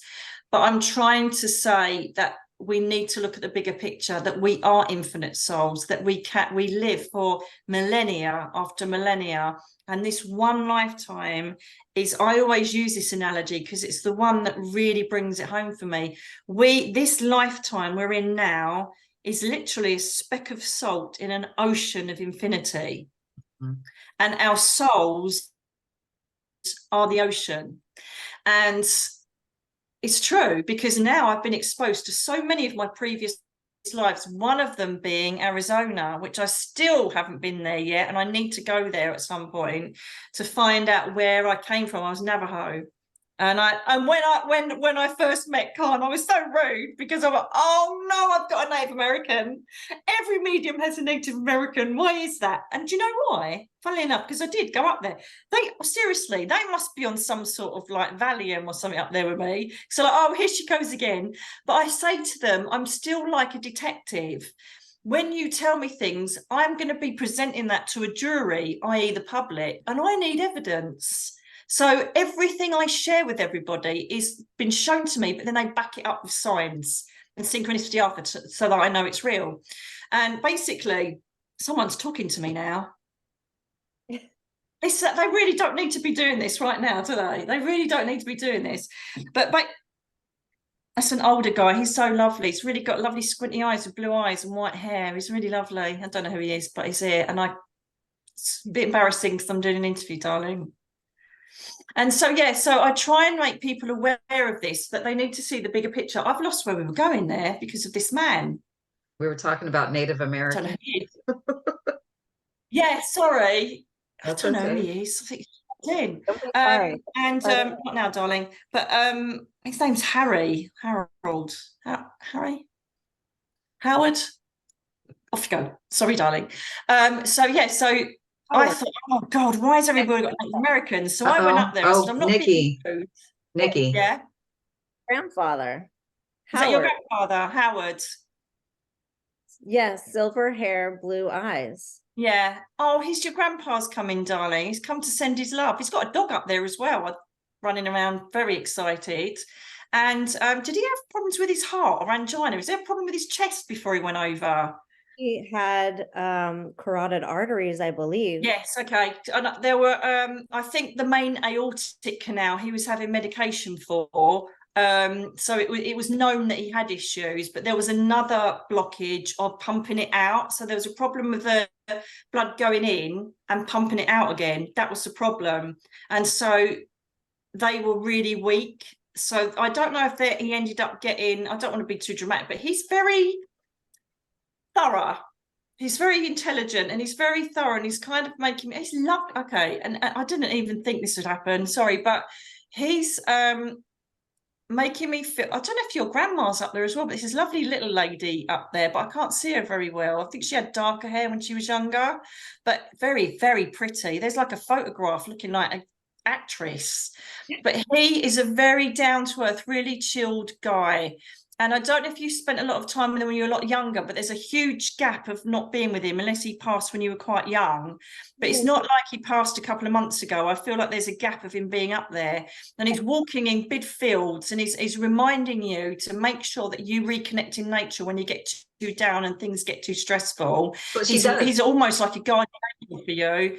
Okay, you need to, like, grounding. I started using grounding mats and all sorts, and you've got to make sure you ground yourself, because he says she doesn't, I adore her, but I'm not going to say anything too private, but he's saying, but she's either here or there. She's never just there. She's either up or she's down. And he goes, that's totally natural for who she is. It's gone in your line as well. There's very old souls. You're an old soul cluster, Sam. And he absolutely is so proud of you and adores that you've changed everything. Because you were either, I don't know anything about you, remember, right? But you either was doing something clerical or studying, or you was like in the books. And it's like, no, I can't do that. I need to be free to be who I want. And I want to reach out to people and help them rather than just sit doing what I was doing. So you changed, and you were really brave doing it and courageous. And people are like, oh, you sure you're doing right? And you're smashing it. You're not quite there yet, and that's what gets you frustrated, but you will be, I promise you. Next year as well, this is all going to go boom for both of you. You know that. And you've just had to eradicate a few demons and get rid of a few pissy people out of your life. Excuse me. Sorry, Grandpa. Sorry, Grandad. But do you know what I mean? There's some people that have clipped your wings, and you've cleared that now. And you will start seeing him now in dream state, or you'll just think, oh, he's here, right? And he will be here to say, come on. He's an encourager. He loves to listen to people, but I don't think you had enough time for you to really know the ins and outs of your grandpa. But now you will, because he's going to walk with you. And I think I've just opened that gateway up for the two of you. Okay. And wow. He's got like really pale grey or pale blue pants on. That would make sense. He was a golfer. I'd picture and him. A white shirt. So I think he's on a golfing green, actually, because he's in a big green. So I would assume if that's what he loved doing, that's what he's doing now. Then he's playing golf up there, no doubt. But he's got a dog there, and I don't know if it's kind of like a, oh my God, yeah, he had big problems. It was like, I don't know if he ended up having a huge heart attack, but he knew he was on medication, but it was like, they couldn't do anything else. But he's very happy, he's very well, exceptionally proud of you. and wants you to know that you just got to hang on in there just for a bit longer, because sometimes you get very disillusioned. He's going to be there encouraging you and taking you further forward. So look out for him.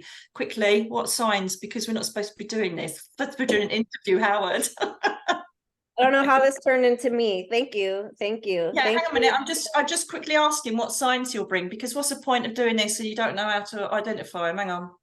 Thank you. Light, yeah, okay. So white shadows, movement in the corner of your eyes. You've seen me before, he's saying, Yes. already. Okay. Yes. So Yes. you've seen that. That's him. Light shadows, white shadows, movement out the corner of your eye. He's very much someone that walks past doorways, loves light. So you will see light flickers and orbs. He loves doing his orbs because he loves these lights that I've created here. And sometimes it's not going to hurt, but sometimes you'll feel a bit gripey here in your chest area, just a tiny little bit of energy there, around the heart chakra, and that will just be him popping in. He keeps talking about Bob, Bob. So I don't know if he's up there with a friend he used to play golf with, and that's who he hangs out with, but he's very, very happy and contented. He's also aware of what's going on with your family at the moment, and the truth and the balance will be restored when it needs to be. You just do this and get on with what you need to focus on, okay? And look out for him, because I think I've just opened that gateway for the both of you. I think you have. I everything you're saying, all of it, everything, 1,000% correct, 1,000% true. Good. Thank you enough. My family is going to be watching this, and they're going to be absolutely floored. We have so much. I know, darling. And there's the truth will come out, and there's a couple of people that are really pushing, and it will come to pass. Trust me on this. Just step back from it and let the drama unfold, and let them just get on with what they need to do. Okay, yeah. Because it's affecting you too much, and that's when the down points come. And what I'll say is when the down points do come, just say granddad or grandpa, whatever you called him, just come in for me, please, and he'll be there like a shot. He's a really uplifting, come on, we can do this. He's real old school, carry on. It's like, you know, one of ours, keep calm and carry on. It's like, I've got you. And he never had the opportunity to show you that down here. So he's doing it from up there. So he's going to be a very close connection to you. And as I say, there's almost a guardian angel energy going on there. Guardian angels are people that have connected in our soul cluster that choose to look out for us a bit more closely than anybody else in the in the spirit world that's up there that connects with you. Yeah, so look out for him. And I don't know if he loves Frank Sinatra or not, but it's like my way of Frank Sinatra. If any music like that comes on that reminds you of him. He was a he was very involved in music. He met my grandma. He met his wife.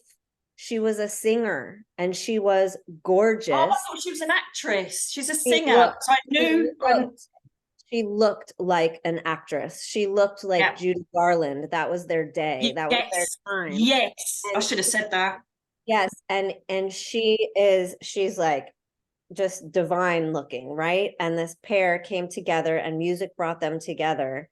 And I don't really know too much more. I didn't get to spend too much time with them. In fact, they lived in the Bahamas for 20 years. So speaking of Atlantis, that's where you're at, you lucky. Speaking of Atlantis, that's where they lived, and they moved to Los Angeles to be with us, but it was later in life, and then they weren't here very long on Earth. Ah, that makes sense. Total sense. He would have brought all that up, because I can see palm trees in the background and it looking really cool. But I thought it was just creating a really cool golf course. But he's lovely, and I think that perhaps we're going to go with Frank Sinatra. So if you next hear a song by Frank Sinatra and then you hear it again, or I could be wrong, but I'm kind of feeling it's that kind of tone of voice, then I feel like that will be the one that you can recognize it be him, if that makes sense. I don't know. Hang on a minute, he's talking to me. I can never make sense. There's Mary. It's an M name as well with a cart around it. There's an M name. But he's acknowledging you'll hear music and it will be 2 or 3 times, and then you know that that's my signature song. When you hear that, that means means I'm with you as well. So that's another sign from him, right? So he will create music like my dad does Bridge Over the Troubled Water. That's what he'll do. That is It so will be a song. I just listened to a Frank Sinatra song around Halloween, and I even did a video. Like I posted on silly TikTok. I don't want to say dumb. It's not, whatever, whatever. I feel the same way you do. But I just posted a video of pumpkins, my little witchy cauldron pumpkin carving I did, and it was to a Frank Sinatra song. I don't have Sinatra on my phone. I don't have any, but something came through. It felt good. It felt good. It felt right. And that's the pairing that I did. And of all holidays, the most spirited holiday, Halloween. Oh my gosh. I'm telling you, that's most probably the song. Have a look and see what that song is. That is incredible. Yeah. He's good. Yeah, he's good. Wicked He's witchcraft. good. Wicked, and my dad came wicked, in knocking to say, Nicky, he's coming in, he's coming in. I've just been told that's what that knocking was. And he goes, you didn't even listen. I said, I'm a bit busy, Dad, a bit busy. And so he just threw him in. Just said, I'll just go in. She's not going to listen to me knocking. And that's how it worked. So another one. Did you do that? I'm bloody banging around for it now. You're very welcome, Alda. By all means, yeah. Sorry, it's a bit limited. But if you meditate now, or you don't even have to just do my guided meditation, visiting heaven or whatever. If you haven't got it, I'll send it to you. And then just go up and see him, because he's got a lot to tell you. A lot to tell you. Look at the music, I'm telling you. Oh, bless him. That was lovely. That was Thank lovely. you. Oh, you're welcome. It's like he's going, what about me? What about me? That was totally random. I never thought I'd be doing that. That's incredible. No, didn't expect that at all. Would never, ever, ever ask or expect or anything. And you're just No, I know, it's just random. But I don't mind it that way, because if I have to sit and actually, this is why I'm going to make this clear. I don't do one-to-one readings at the moment. I do evenings of mediumship, normally shared with my brother on Zoom, because it's less energy. Because if I have to sit and concentrate for an hour in that energy, completely exhausts me because of my condition. So I'm unable to do them at the moment. However, if they're just there while we're chatting, they've manifested into the ether, and it's not that I've had to push myself to do it, so that doesn't drain me as much, when they're already there. So my dad obviously was like, oh, he does want to come in, she really needs it. I just ignored him, so he just threw him in. He just straight across the room, just stayed in the wall. Bless him. Beautiful eyes, handsome as you like when he's younger. He's saying, what do you mean when I was younger? He's got a lovely sense of humour. He's a lovely guy. You connect up with him, start talking to him. I'll tell you that now. Lovely. Bless him. It's funny. He's a very humorous guy. And you know what? Because Dee is further along in her journey on, I'm getting a ringing in my ear right now. Or angel frequency, or that's him coming in. Thank you. Depends what it is. Frequency is like, or angels is. I spent a whole year going to hospital. A long one. That's the connection. Thank you. There you go. I thank you. I've been getting everything that you're so Dee and I talk, because this is so incredible on so many levels, and I know we could all go on forever and ever and ever, and then I've just noticed we just conk out and be like but Dee and I have talked so many times, because we're all at different levels of this game, right? And we all tap into this differently, and it takes time. It's a practice, it's a dance, it's an art, right? And Dee has been blessed, as you have, with the awareness earlier on in life, whereas I also blessed, but I'm not as far along. I'm not as aware. I don't, automatically know. I'm not on default with it yet. But now that you are like, I feel like you've brought me forth like warp speed, because I've been like waiting for this. I'm seeing everything that you described. I've seen the out of the corner of my eye, and I see things. It's like an invisible motion, and that's it. I'm seeing it more and more and more, and I'm tapping into it more and more and more. And this is what I like, Dee, and like you, this is what I want for people, is to have the awareness and to bring it in and to bring it forth, because we all have these gifts. But Absolutely. how do we bridge the gap?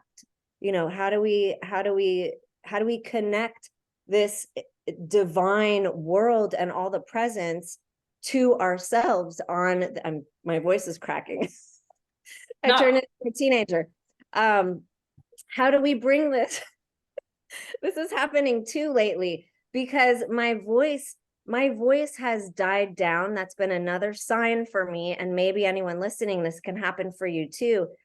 It's like we have to talk a little less when we're newer, when we're newbies to it, I would call it, because we have to be quiet and listen. Yes. Right? Yes. You've been doing absolutely. this so long, you can talk and talk and talk all day about it because you've been doing this. You know the signs. It's like quick, you know, same for D. For me, I'm like, oh, okay. And it's like, be quiet, so I can actually notice and be with it. And oh God, I have so many feelings right now. Yeah, I know, it's amazing. But the most simplest thing is that people spend thousands of dollars going to all these fandangled retreats and God knows what. The biggest thing I did was, because there was a lot of jealousy connected around me, because I literally walked in and everybody said I was a beginner, but I was advanced, and people didn't like that. There was a lot of resentment with not all of them, because I've got some wonderful friends, wonderful mediums, but some of them were very spiteful, and it really hurt me when I was first developing, because I'd go into a beginner's circle and just give names, addresses and description of the person, and someone else is saying I saw light blue. Do you know what I mean? And so I ended up just kind of withdrawing a bit from the circuit, and my biggest, speediest development was purely meditating. I've never read a single book unless they've told me to, which is very rare. I haven't studied anything. I literally just have given you everything that I've given you today just from source. They tell me all. And then sometimes Juliana goes, hit that button, hit that button. And it means Google it to show that it's real. And literally, that is why I've created so many guided meditations, both on my YouTube channel and on my website. Because all you got to do is, if you don't know what to do, I've even done beginners ones where you just sit, plug me in and let me do the work and take you where you need to go. And literally that opens up your gateway to them, raising your vibration, taking yourself into the alpha brainwave state, which is where they reside, and let the rest follow. It's as simple as that. We are all spirit in a human body. And so why can we not connect back in source? Because we've been told by religion, society, peers that we shouldn't be doing that. Leave it to the spooky dooky weird mediums, with their adverts in the back of a magazine. Do you know what I mean? And so now the pandemic in its way has given us power, because people have turned more to online presence, and they've turned more to people like us because they're sick of what's going on in the planet. So they're seeking peace, they're seeking knowledge, they're seeking something to stop this feeling of, feeling lost or broken. And so I always say, people say to me, what should I do? How do I open up? The first thing is, one, is connect in nature, ground yourself, and just allow them to start coming in by closing your mind. And two, start meditating. That is your quickest key to development and opening your energy and becoming awake, because they'll tell you everything you need to know up there. They'll direct you. They'll tell, go this way, go that way. And the more you do that, the more you can hear your intuition. And so your intuition or a voice will say, go and do that course, and you'll go and do it, and it will lead to someone that will lead you to something else, And so I always say meditation is key. You don't have to sit there ooming it out and making a real chore of it. Just sit back, plug me in, or someone else you like listening to, and let us do the work for you and take you up there. And then before you know it, you'll be sitting, have a cup of coffee with your nan. Do you know what I mean? That's what I do. I'm very lucky because I come from an exceptionally strong bloodline. My granddad always says, you come from good stock. That literally I can just do that, and I can be up there sitting with my nan and my granddad and my dad, and then I'll say, can you back it up? And they'll show me a sign later on to show me that it was true, even though I know it is. But I still like it. I still like them to do something magical, and then we can all do it. And this is, and religion has got a lot to answer for. you can't do that, that's with the devil, that's all those weird medium people. No, we can all do it. We connect with love, and they want to connect with us. Just go for it. It's that simple, and your life will be so much easier and full of so much magic. I walk every single day now, one foot in the spirit world and one on the earth plane, and I don't think it's just automatic. I think of spirit world, the angel realms, most probably 2-3 times an hour, just saying, I love you guys, thank you. And even parking, Ariel, can you get me, don't even say Archangel, Ariel, can you get me space? I'm like, yes. And then one will pull out, and then it'll have RI on the number plate of the car, just to show it was her that did it. You just like, oh, you're just So too amazing. good. Too good. So, Nikki, it's incredible. people, I too believe that everyone is, I want to say, capable.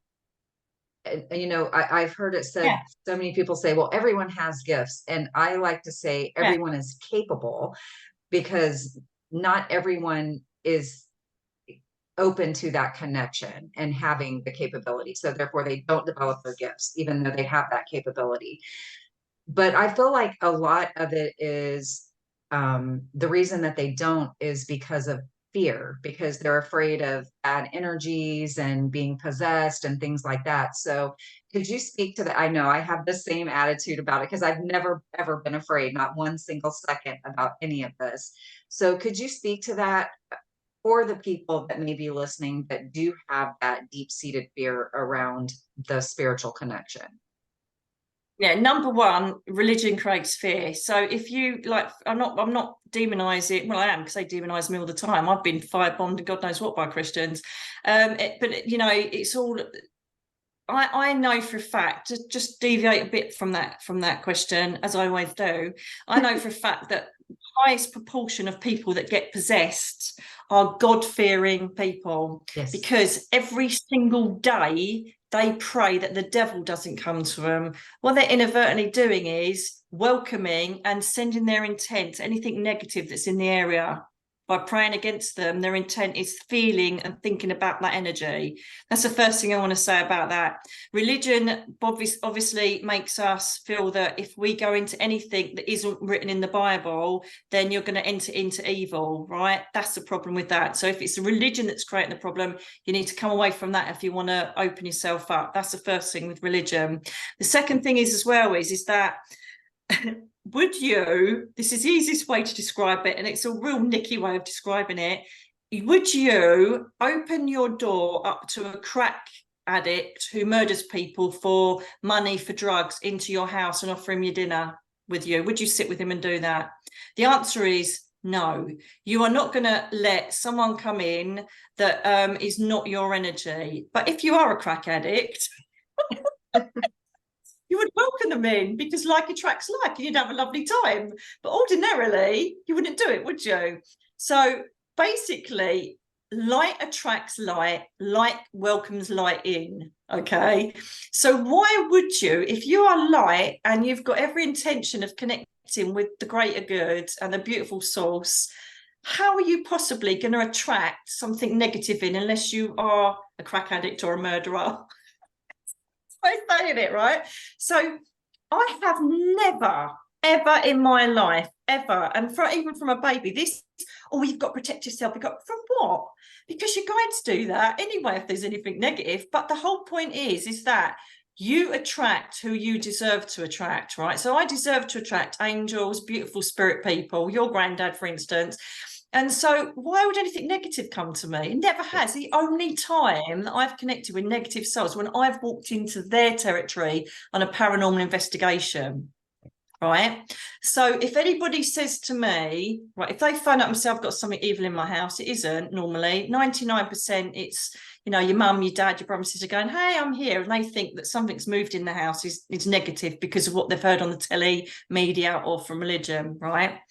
The tiny percentage of people that are exposed to evil, if you like, or demonic energy or anything negative is either A, they themselves are negative people that have done something very stupid, like a Ouija board.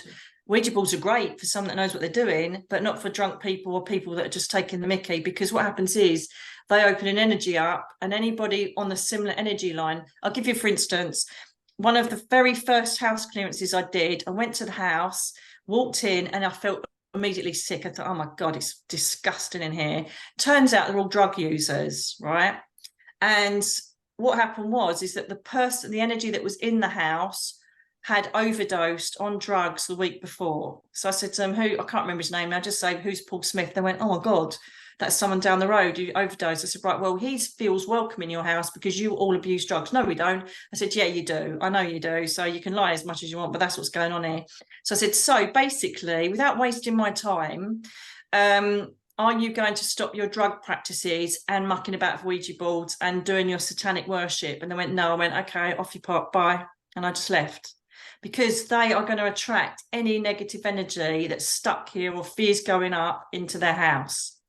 The second thing is, if you have bought or gone into a property that's on land that holds a residual energy of something not great. And so I've had that once before where I've gone into the house, beautiful family, just moved in the house. And that's always the key. How long has this been going on for? Since we moved in. And then I found, unbelievably, that this estate had been put on top of, just like Poltergeist, the film, they had placed an estate on top of a cemetery, but not removed the bodies. Mm. So I just saw these Saxon soldiers from God knows walking past the house. I'm like, what the? So I said, how old is this cemetery? Hundreds of years old. And so it wasn't like interactive energies, but it was just the fact that there was stuff going on all over the place. And it was knocking things off the wall. And they thought it was some sort of demon. It wasn't. It was just the energy left in the house. And it wasn't going to go away because it was residual in the grounds. And so they're the main reasons why you're exposed to it, that you've got no control over it. But apart from that, no, if you start opening your energy up, you're going to be going up to the angel realms. You're going to be going up to spirit world. You're going to be going up for the greater good. If you're like, I'm opening my energy up to see if there's anybody stuck on the earth plane, where are they? Then yeah, you mostly will have them pop in. Does it make sense? Makes so sense like to attracts like. If you have an beautiful light energy, how could you possibly attract a negative energy? Very quickly, I was taken to purgatory. That's Teddy scratching the door because he knows I've gone over time. He's incredible, my dog. Yes. I also mentioned him in my book. So, excuse me, can I open the door? Hello, my darling. So, what happens is that I was told you cannot work in the light and be someone that shines the light out to the darkness without experiencing the darkness. I'm like, oh, okay. And I was taken to this energy that was so physically revolting that I was physically sick afterwards. It was just the most darkest, dank energy I've ever been in my life. So I said, why have you brought me here? He goes, because you need to see it. And in our words, it will be known as purgatory. And so he said, this is filled with souls that will have not gone up to the light. So I said, right, okay. And he goes, these are people that have scared that God will judge them because they've been sinful in the eyes of the Bible, people that have taken themselves over, people that have committed atrocities and scared of being judged, and evil people that refuse to go up to a heaven. And he said, and what happens is, and this is incredible, he said, what happens is that they, over eons of time, lose their humanity. And they just reside in their own self-hatred, violent tendencies, all the scum that was going on within them on the earth plane. And eventually, over time, they lose their humanity. And he said, and now and then, vortexes are opened by just as nasty people on the earth plane, and they zap up onto the earth plane and get into that vortex. Mm-hmm. And he said, and that is what you humans call demons. And I went, wow, is that where they come from? He said, yeah, because their self-tortured souls have spent so long in a limbo energy, they lose their humanity. Wow.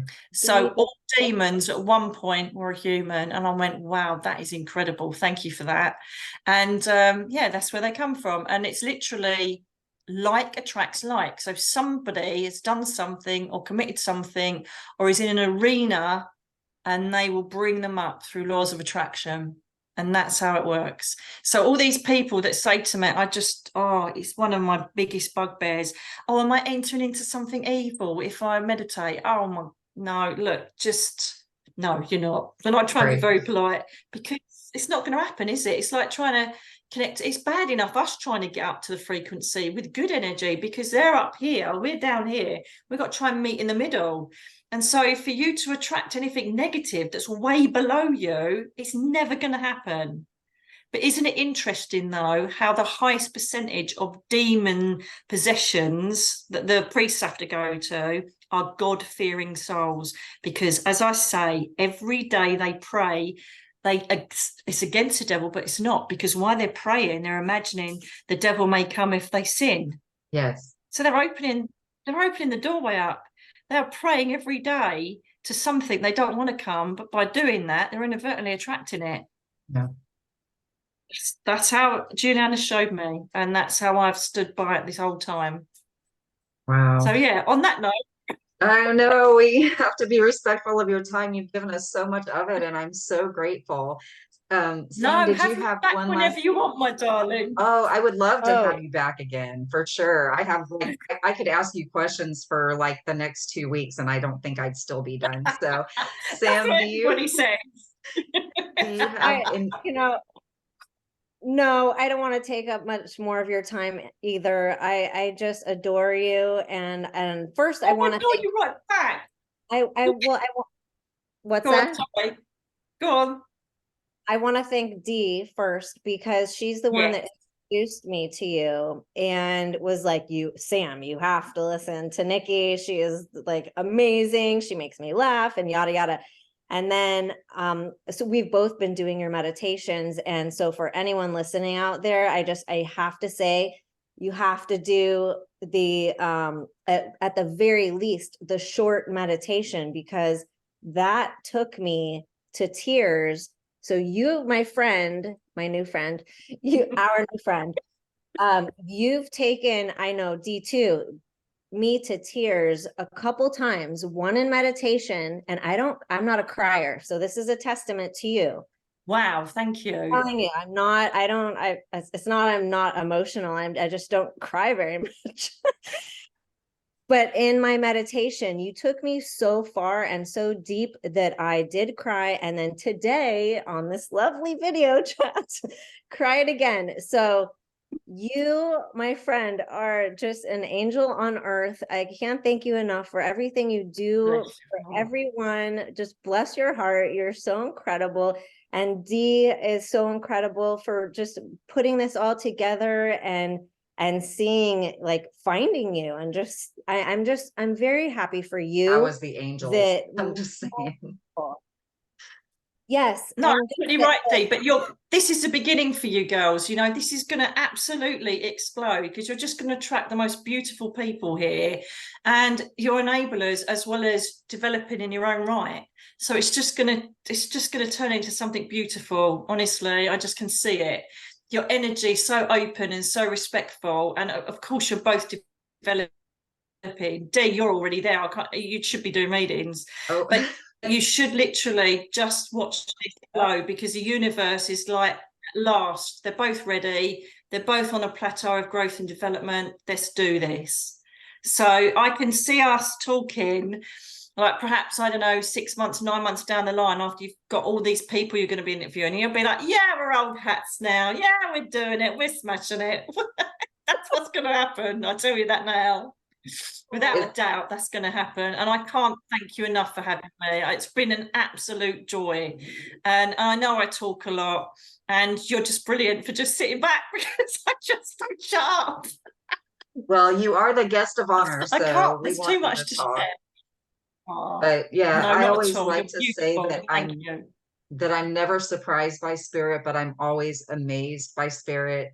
Spirit works in the most incredible, fascinating ways to me. And I always tell people, if you think you're creative, I promise you, you cannot out creative spirit. Like, spirit is going to come up with things that you couldn't think of in a million years. So, but I'm so grateful for you, You Nicky. are so right. Yeah, I'm You're so so grateful right. for Sorry to you. interrupt. You are so right. Still, things still amaze me even now. You know, of all my years being on this Earth planet, they still manage to smash it even more. And I just go, wow, that was good. And that's what I want everybody to experience. Yeah, and I want to tell you one of real quickly before I close this out, but I just want everyone to hear this because one of the things that I absolutely adore about you is that you have been doing this for so long and you still go, am I crazy? Like am I making this all up? So if you're out there and you're thinking, am I crazy? Am I making this up? Nikki's been doing this forever and she still feels that way sometimes. So yeah. Yeah, you do.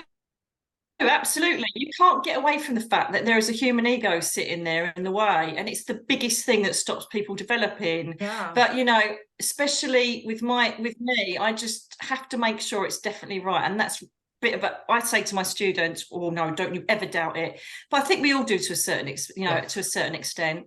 There's nothing wrong with that, but don't take it too far where you analyze it and create a blockage for yourself. Right. Just, you know, if you they don't mind if you say, do you know what, can you back that up a bit?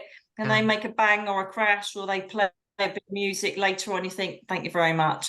And they don't mind doing it. They don't mind it. Look what happened today with that. I knew something was going to be going on and I didn't know what, because I'm like, that's not right. He doesn't normally bang that much, you know, but he was literally, and then I just heard while we were talking, I was trying to get your grandpa in. I'm like, all right. But they are. Well, yeah. I don't know if you heard that, but it was another tap on the thing. Thank you to your father as well. Thank you, Dad. Thank you, Dad.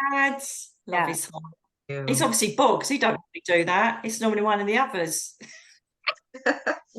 Normally my nan or my granddad. He's obviously bored, so he thought he'd come down here and do it himself. I know he's a lovely guy. If you're having a chat with your granddad, he absolutely loves him. He's a really lovely, chatty, positive man. So when you're on down days, you just ask him to come down. Here it again. You So just ask him to happy. come down. Be there. That's amazing. Bless you. Thank you, Nikki. I'm Oh, going to close this out and then we can chat for a second before you take off on us. But thank you everyone for listening. Again, this is Nikki Allan,